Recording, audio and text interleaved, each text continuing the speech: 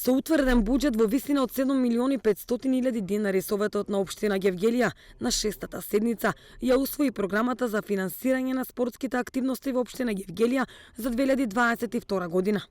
Со предвидените средства од општинскиот буџет ќе бидат поддржани 40 здруженја, клубови и спортисти од областа на фудбалот, кошарката, ракометот, тенисот, атлетиката, карате, планинарство, шах, кикбокс и слично.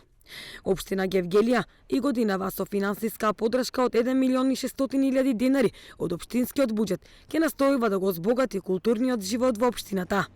Буџетските средства ќе бидат распределени на 41 подносител на апликации.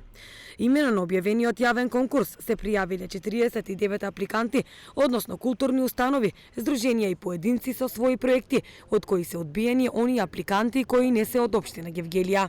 При распределбата на средствата се водело сметка општината да овозможи продолжување на традицијата и одржување на културни настани кои ќе ги задоволат очекувањата на гевгелиската публика.